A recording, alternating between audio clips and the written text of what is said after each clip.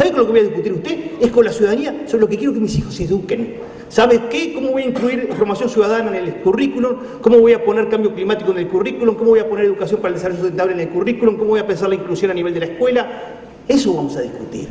Pero en Uruguay, el drama, Gerardo, de las cosas que vos decís al final, es que el discurso educativo ha sido cooptado por las condiciones para enseñar y no por los procesos para aprender. Ese es el cambio revolucionario que hay que plantear. Cambiemos la pisada, no dejemos que el discurso educativo sea sobre los ladrillos. No dejemos que el discurso educativo sea sobre los ladrillos. Si el discurso educativo es sobre los ladrillos, son 20 años más de pérdida. Pablo. Bueno, también hay dos preguntas. Una es, ¿cómo ve la formación docente en Uruguay? La respuesta es calamitosamente mal, muy mal.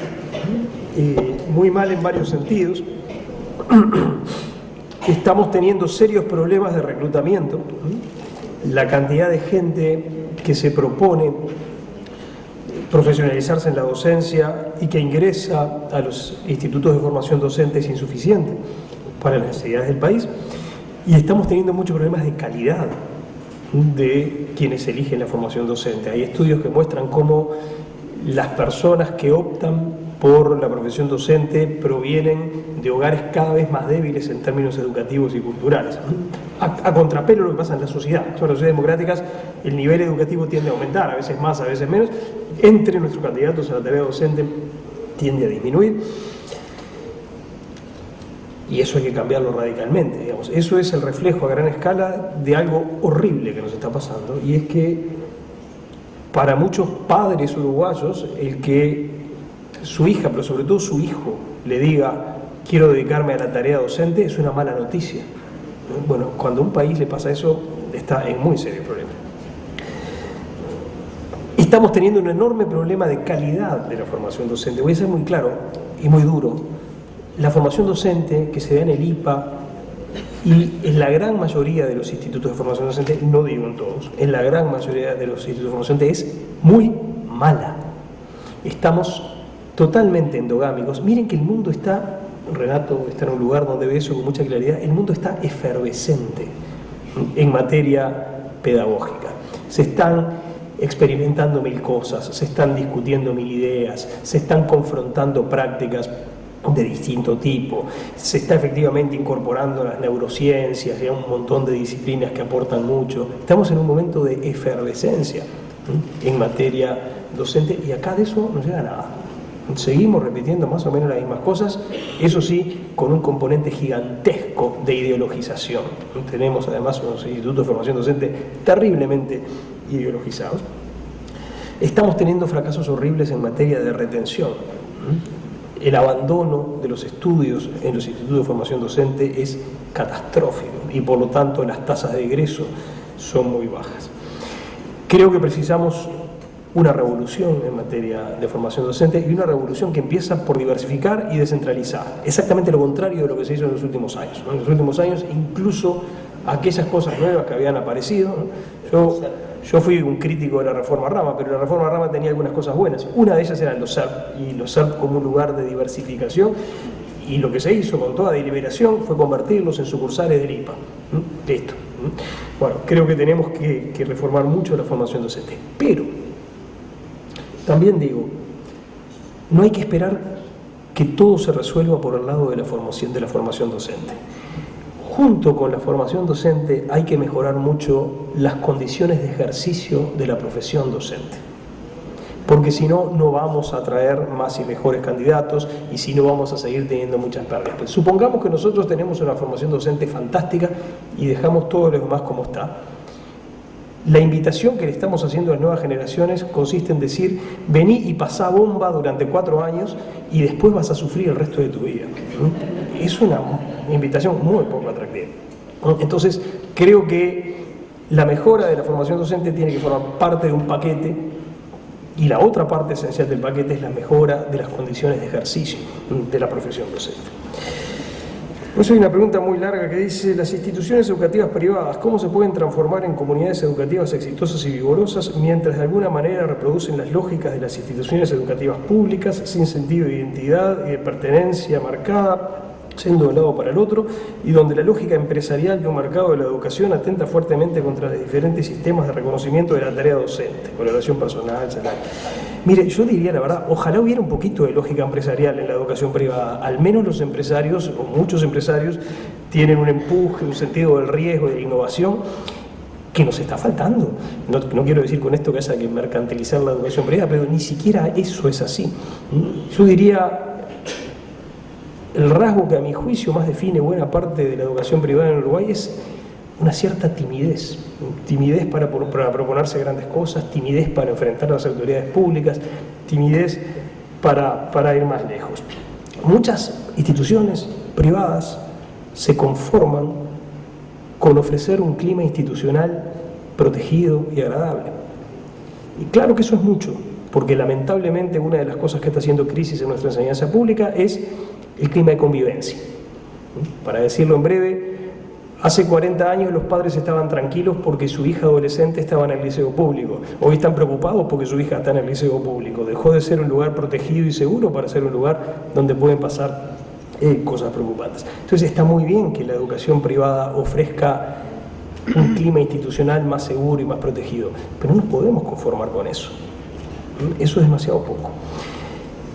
¿Qué hay que hacer? Y bueno, yo diría, para empezar a tener políticas de reclutamiento muy distintas y mucho más asociadas, no solo a proyectos pedagógicos concretos, sino a un sentido de misión. Yo les digo la verdad, yo hace 20 años que ando por ahí hablando de estos temas. En pocos lugares me he encontrado algunas audiencias tan hostiles a cualquier propuesta de cambio, tan hostiles a cualquier alejamiento de lo que son las pautas de funcionamiento de la educación pública más tradicional y adocenada, que en algunos colegios privados. Y uno se pregunta, ¿cómo es esto?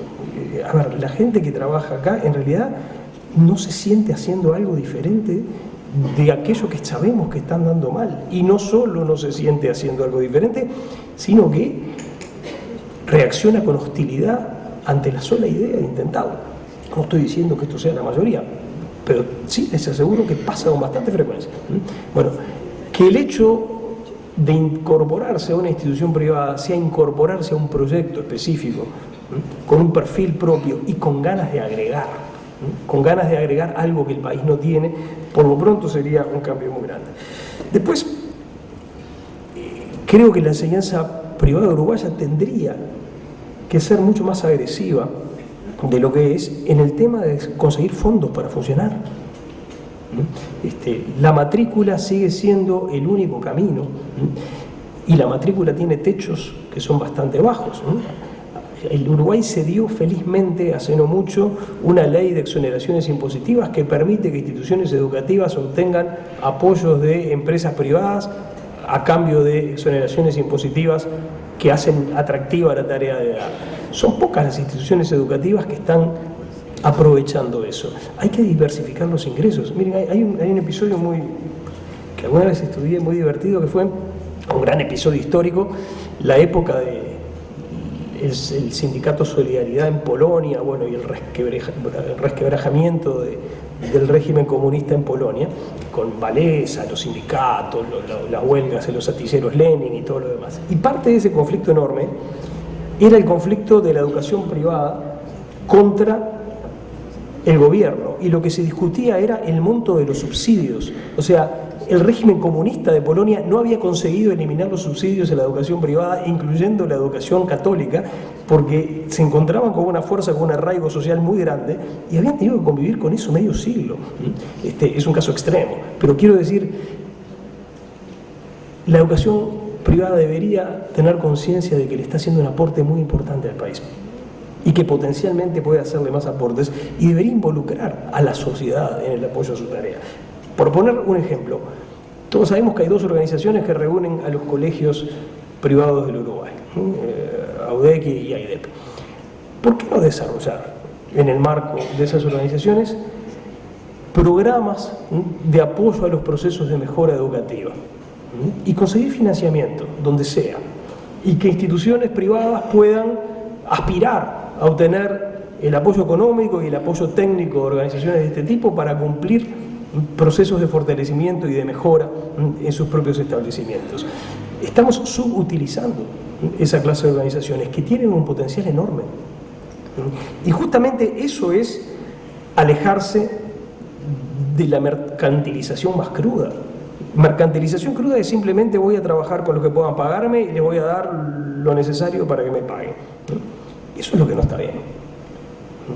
Creo que la enseñanza privada puede aprovechar muchos otros espacios, puede fortalecer un sentido de misión histórica, en el mejor sentido de la palabra, y puede aspirar a movilizar recursos que hoy no ha movilizado. En la medida en que haga eso, podría hacer más cosas de las que está haciendo y sobre todo, y en relación a la pregunta, podría volver mucho más atractivo para los docentes el hecho de trabajar en una institución privada. No solo por sentirse parte de algo que le está aportando el país, sino también por poder acceder a posibilidades que en otros casos difícilmente podría. Y yo creo a esta altura, y con esto termino, que esta es una necesidad estratégica del sector privado. Uno de los cambios que ha habido en la educación en los últimos años es que el sector público ha mejorado mucho los salarios.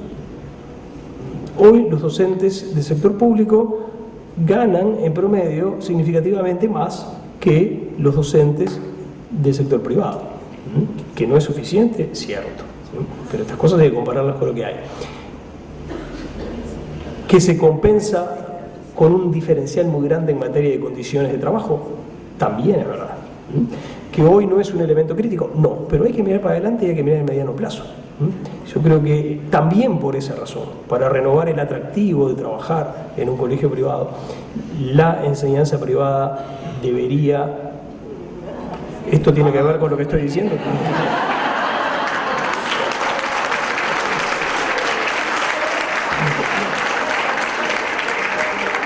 Ya entendí, ya termino.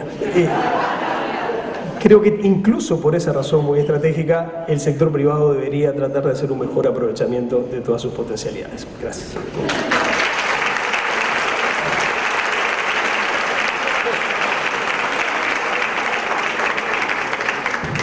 Antes de pasar a Gerardo, Renato me pidió un minuto más.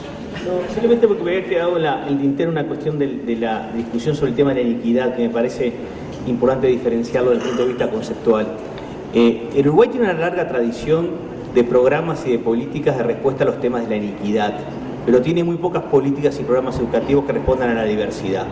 La diversidad es la diversidad como que cada alumno aprende, la diversidad, la singularidad de cada alumno, su diversidad también social y cultural. Entonces el Uruguay tiene un problema que, en términos del universalismo de las políticas, que son políticas excesivamente centradas en reducir la disparidad y en no utilizar la diversidad como oportunidad para que aprendan más y mejor los alumnos. Yo creo que ahí hay un problema de formato de la política pública y del universalismo, porque tendremos que pasar de un universalismo homogeneizante a un universalismo diverso e incluyente, y eso implica repensar la matriz de políticas públicas. Quería decir simplemente esa diferenciación entre diversidad y disparidad, porque tenemos un discurso tradicionalmente acentuado en la disparidad con escasa referencia y escaso desarrollo en términos de diversidad.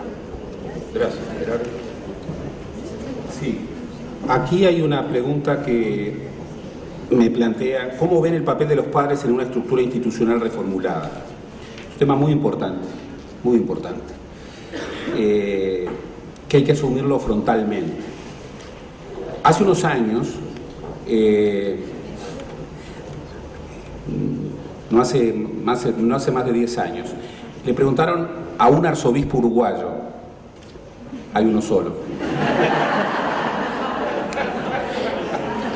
¿qué quería decir familia en el Uruguay? Y muy suelto de cuerpo dijo: por supuesto, un hombre, una mujer y los hijos. No es la familia uruguaya. No es la familia uruguaya.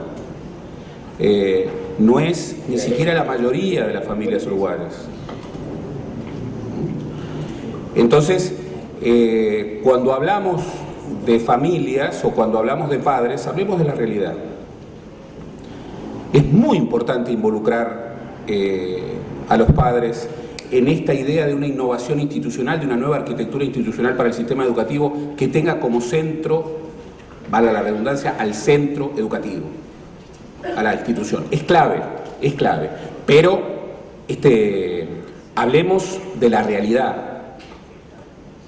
Y hablar de la realidad es hablar de que los arreglos familiares hoy en el Uruguay han explotado y que la paternidad es uno de los grandes problemas. Cuando hablo de la paternidad no me obliguen a decir la paternidad y la maternidad, él o ella, no, es el genérico del idioma, que siempre es inclusivo.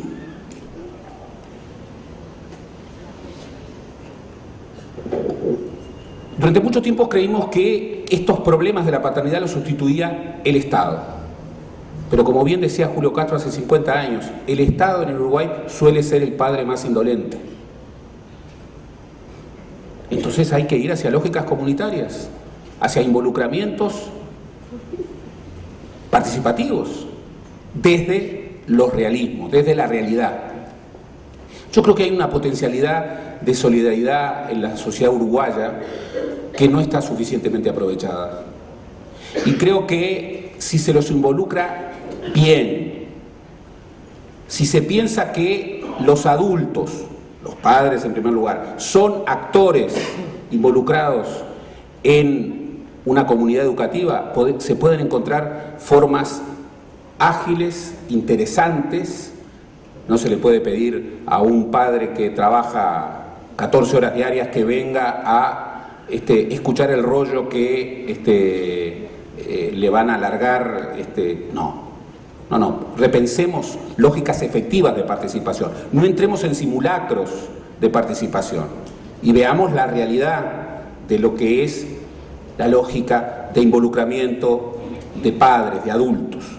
Sobre todo porque vamos hacia un sistema educativo en donde tenemos que pensar cada vez más que siempre vamos a estar en el sistema educativo.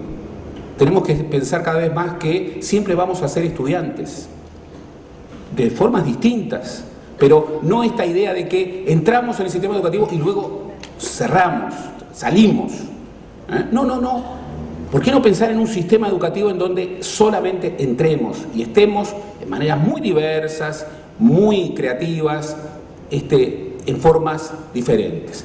Cuando hablamos de justamente pensar dimensiones públicas que incorporen la presencia del Estado, pero que no sean sinónimo de Estado, estamos hablando de esto, de repensar la participación en el siglo XXI de acuerdo a lógicas comunitarias, en donde, por ejemplo, los centros educativos puedan ser espacios de participación. A la enorme mayoría de los padres, no a todos, pero a la enorme mayoría de los padres, el tema que más les importa es el tema de los hijos. Y vaya si están de acuerdo en participar y en dar horas de trabajo para trabajar con sus hijos. Pero además hemos visto revoluciones, lamentablemente silenciosas, como decía Carlito Filgueira. Hoy el Plan Ceibal lleva a que muchos niños le enseñan a los padres o a los abuelos. Hoy hay una nueva lógica de aprendizaje en donde se puede dar eso. Y si generamos una promoción creativa de estímulos para que ello ocurra, el centro educativo puede ser un gran centro cultural.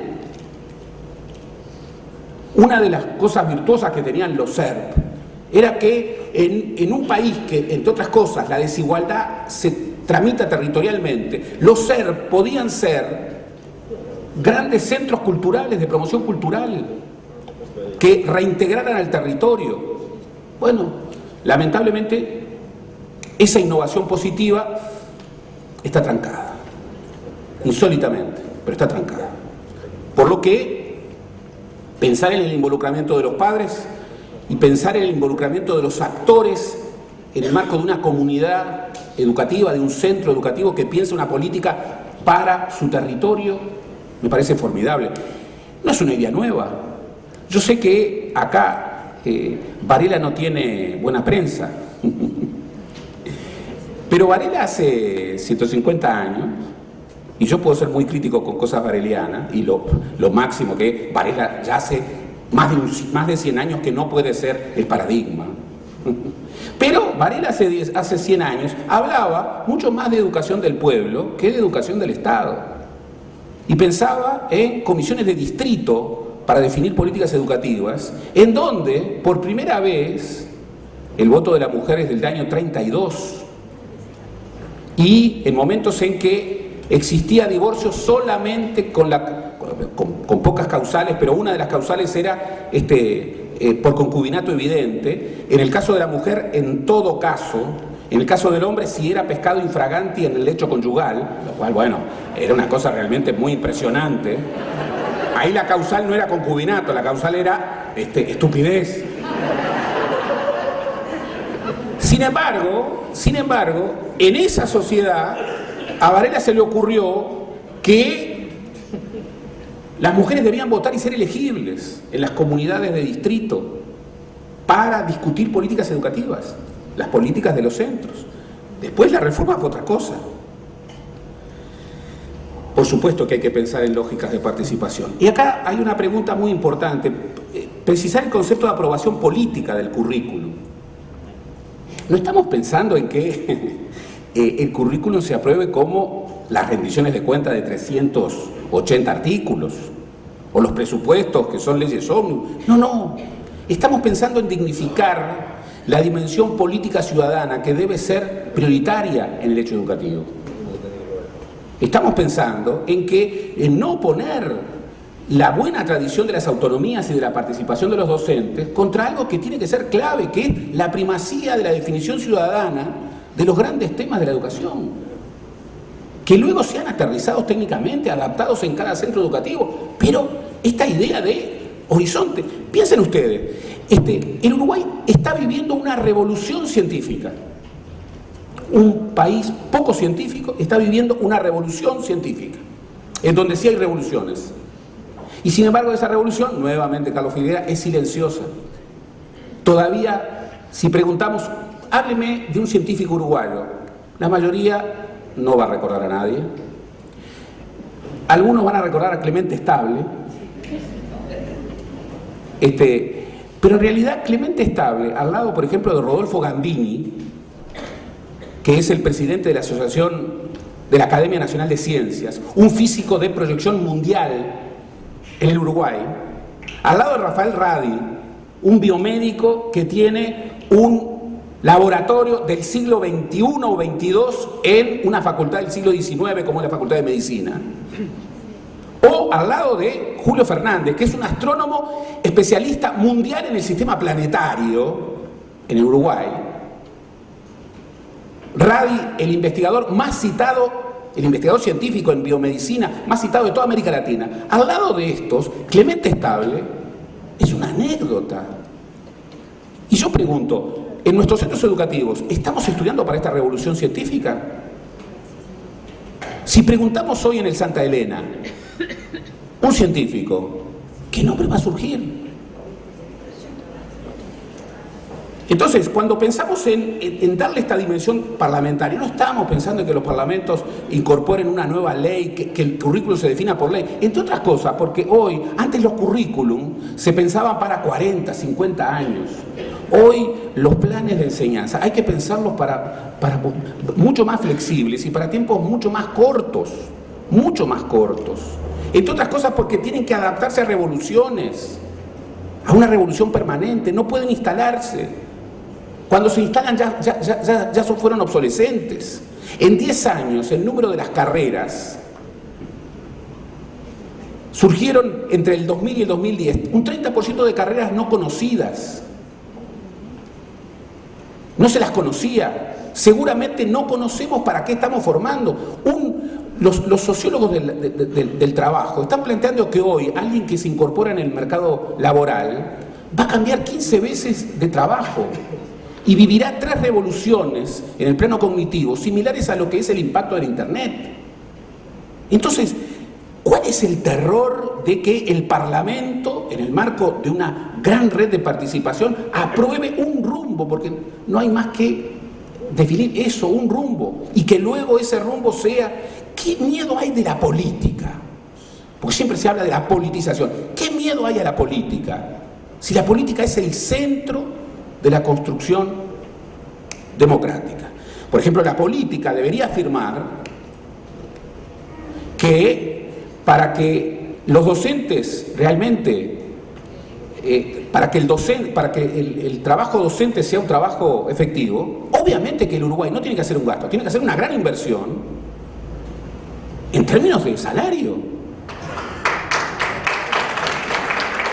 Reyes Abadín decía que en el Uruguay la educación pública era gratuita porque no se les pagaba a los docentes. Y la verdad es que en buena medida tiene razón. Y quiero decirlo en esta casa que son mis amigos. En los institutos privados no se les paga bien a los docentes y muchas veces en los institutos privados se les paga menos que en los institutos públicos. Y acá, conociéndolo a Cayota, que siempre dijo que nunca había un almuerzo gratis, ténganlo en cuenta, conociéndolo a Cayota, que es el peor de los patrones, fue dirigente sindical, el peor de los patrones, no es cierto, como tampoco es cierto que los desempeños educativos de los institutos privados, por el hecho de ser privados, son mejores que los desempeños educativos de los institutos públicos. Con Gustavo de Armas hemos trabajado, y ¿qué es lo que se prueba? Que la clave es la extracción socioeconómica de los alumnos.